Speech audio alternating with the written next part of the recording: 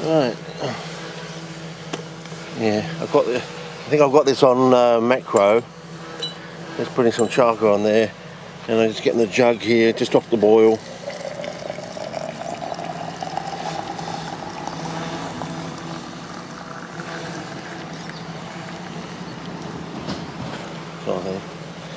And let's go in for a close-up if we can.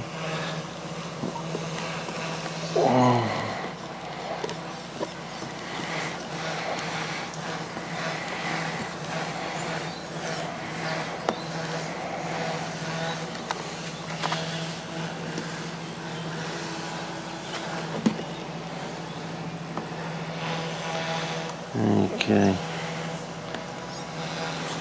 Now the idea is once that's, if I get in here, I've got these tea light things here, unscented of course, there, and I'll just knock this thing out.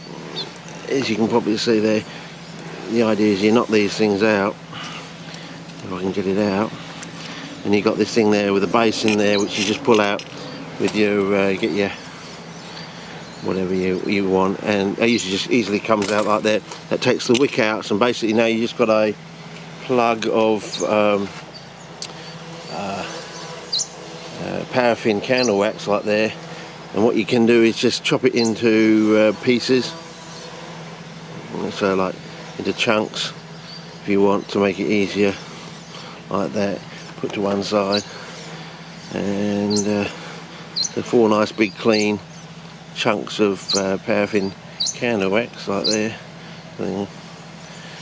and we'll see if that makes any difference. As you can see, it's driving out all the air in there out of the charcoal, and eventually the charcoal will sink, and then hopefully we'll get this thing, as opposed to just put this one to one side.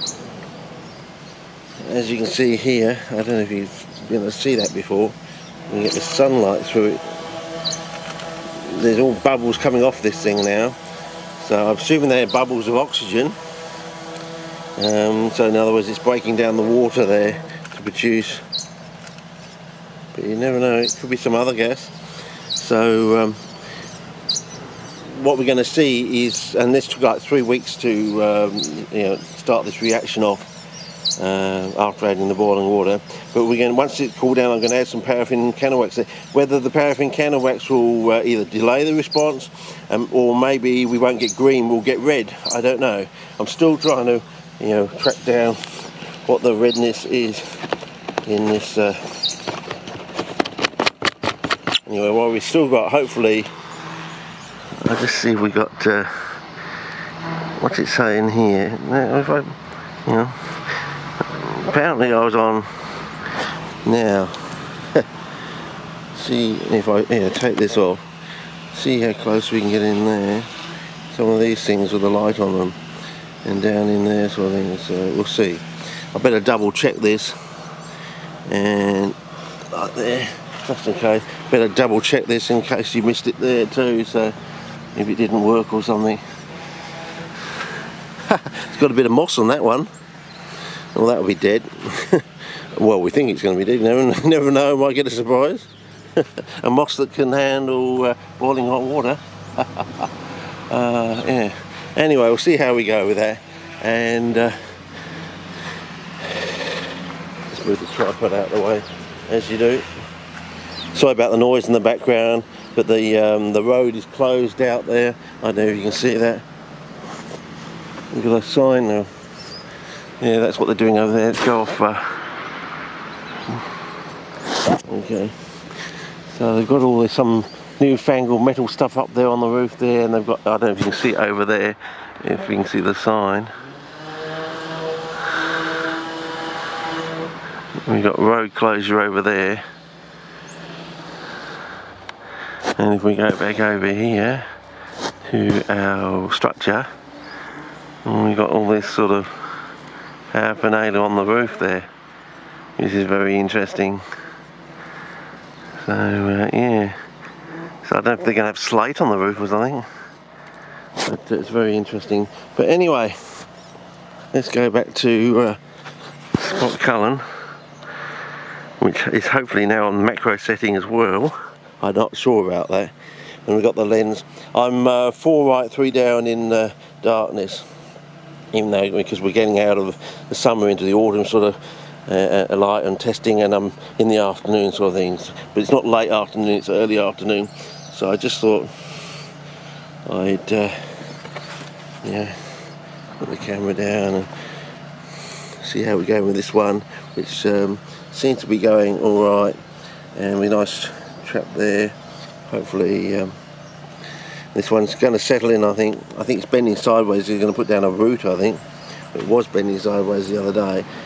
Most of the capes do that when they go to put a root on. Now they bend over and then put a root on the other side, sort of thing. But if you notice that the stipples are brown, so that means it's in poor health, poor growth at the moment. As I said before, the best growth is when the stipples are red, so they go from brown to white. White is healthy, but to really superior healthiness is when the stipples go red, of course. And in the old days, you hardly ever got to see that. So anyway, just do some filming on here for you. Yeah, it's a bit of a slow day today. Yeah.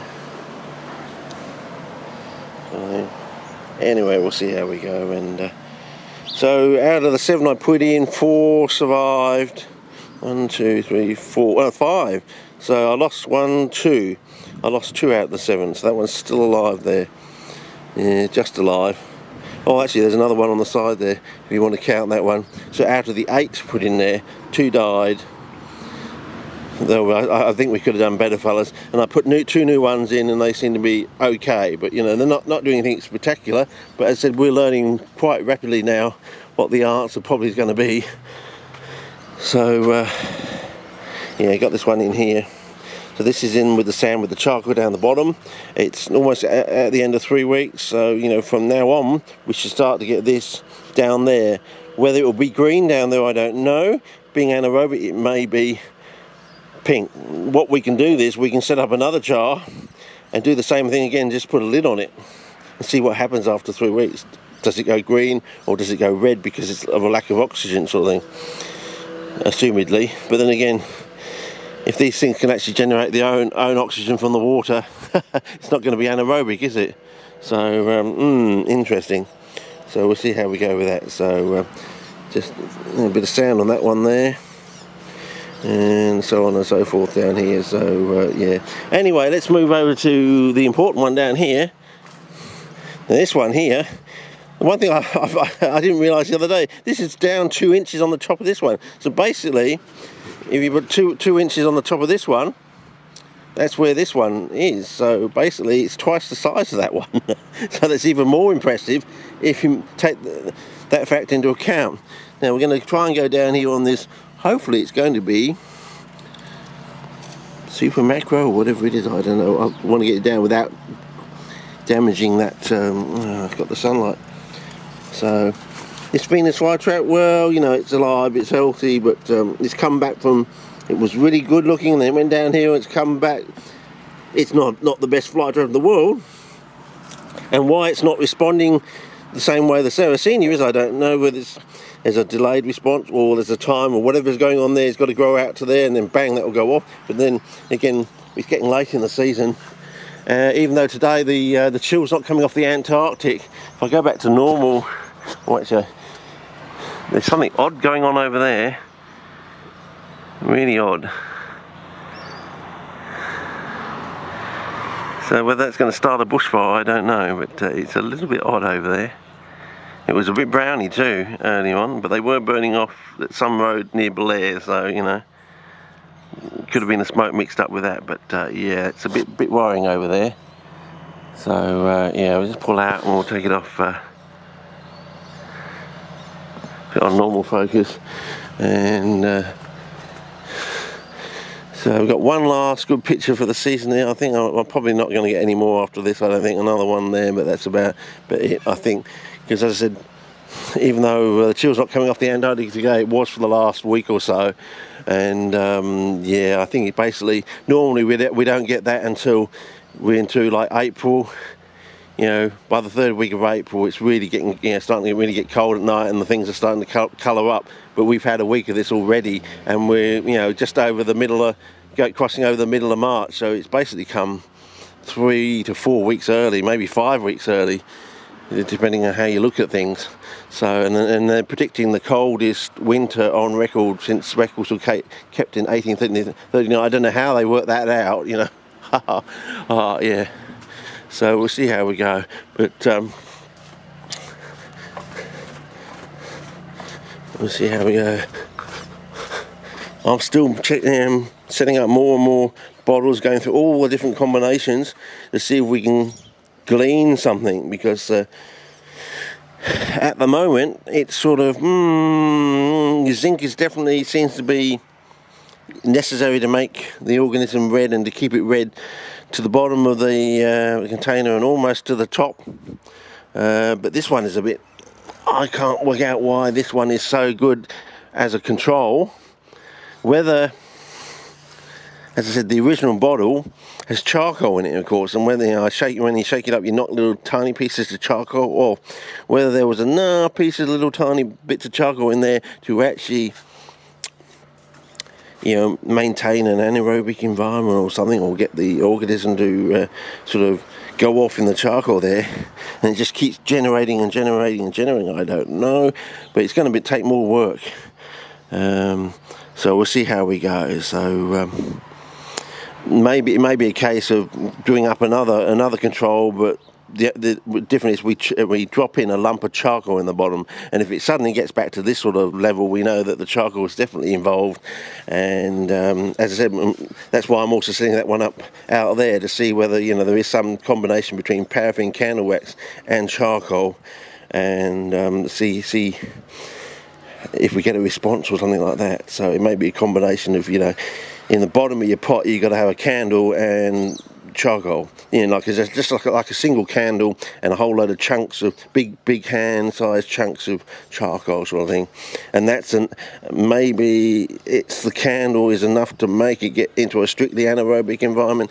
Whether the organism has to go into the candle initially to get and to maintain itself, because inside the candle I assume it would be strictly anaerobic, because they use paraffin oil to actually cap things to keep the oxygen out, sort of thing.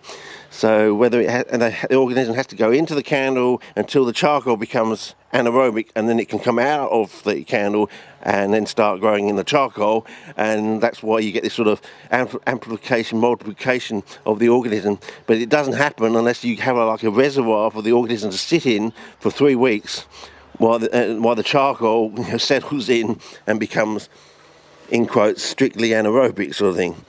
So they can actually just sit in a dormant sort of phase in the candle, grow into and sit in the candle, maybe multiply in the candle, and when the charcoal is ready they come out of the candle and then proliferate in the charcoal, and maybe the charcoal is a much better home for them, because it's filled with voids and interstices, and they can really proliferate, and because the numbers have already been somewhat amplified in the candle, it really ramps up and gets going, and maybe that's why you get such a dark prolific growth over time, seemingly without playing around with all these other sorts trying to find out what it really likes.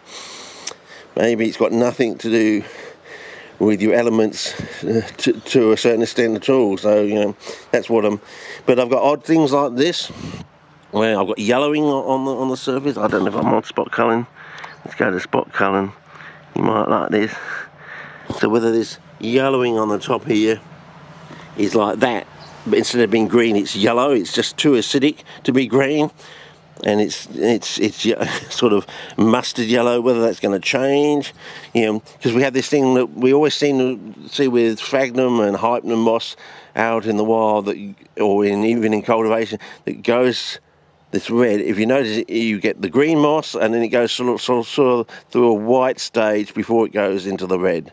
If you notice, if you look very carefully, there's like a little demarcation zone between the green and the red, and it's sort of either, it looks like it's white, but you never know, it might have a little bit of this yellow in there on the edge of the green. It's just so small, unless you really take a close look, you don't notice it. I don't know, but we'll see how we go. But I think it just needs more and more work, I think, just to track it down and to push it, sort of thing. As with the sphagnum, as I said, it just seems to be going very green.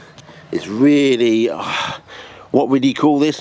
It's not a malachite green, it's just a very verdant green, I suppose, especially when you get it in some sunlight, if we can get it in some sunlight.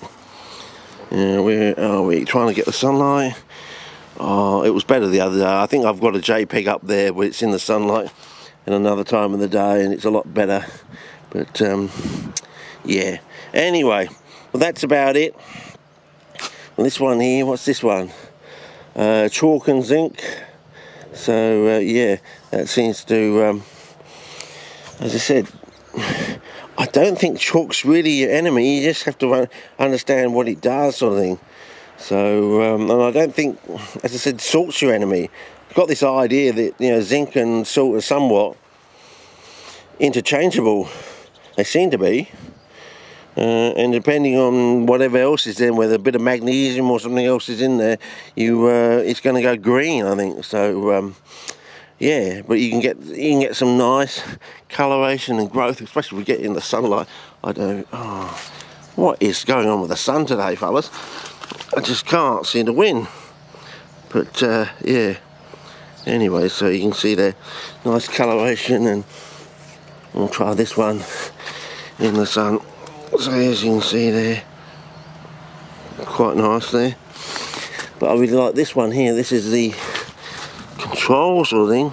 I don't even notice it. It looks like it is falling down there, but it is quite dense in there, really dense. And that's what we want, I think. It smells very off-meaty sort of thing, like a beef stroganoff in a way, sort of thing. So,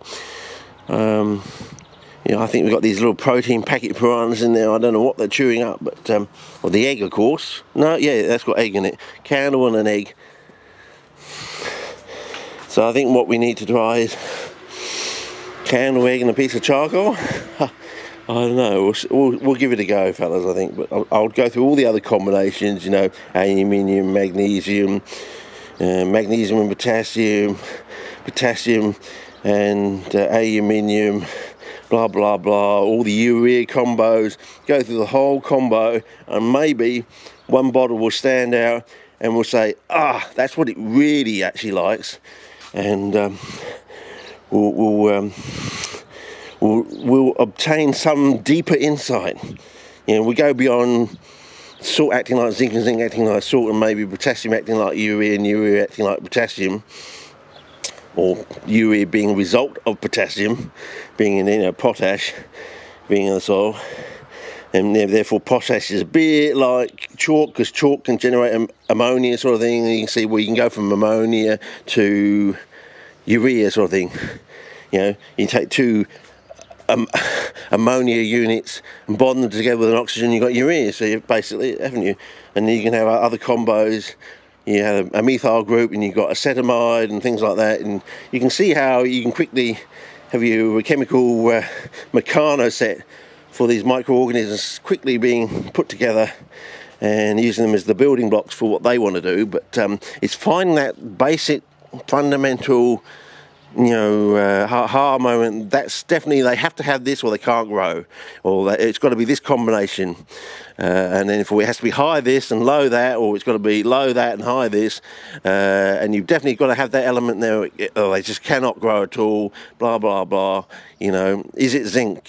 But then again, you can do it with calcium over time, and you put zinc with calcium, you get a better response. But the best so far looks like titanium, which is a bit odd. But then again, there's a hell of a load of that up in giant pygmy country, up in the Northern Territory. So, if you want to grow better petiolus, maybe you want to think about playing around with very small, traces of titanium. Well, titanium oxide, a bit of... Oh, yes, that's the other thing. Some of my anecdotal stories, you might want to listen to this one I don't know whether I've got this on video. When I was going up, walking up to the Onk sort of thing, looking at prey farrows out there and taking my bike, the one with the big mountain bike wheels is just so heavy. I remember coming round a corner on Picket Range Road, and maybe the bloke out there whose property this occurred on, by a post box there on the corner, there was a couple of, I think it was 1 or 2 cans of paint had been dumped round this little post box thing on the edge of the road there, sort of thing. And there was this enormous vetch, like it was like 3 or